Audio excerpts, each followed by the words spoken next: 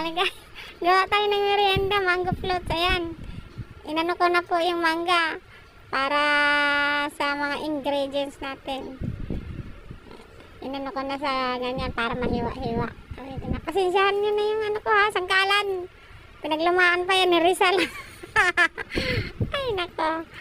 Pasensya na kayo. Ganun talaga ang sangkalan namin.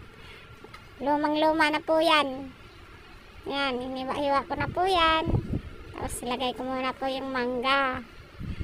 Tapos maya-maya, sayang naman kasi kaya sinimot-simot ko. Sayang kasi yung mga tira-tira sayang din, panlasa din yan. Dagdag din ng lasa yan dyan sa ating mango float.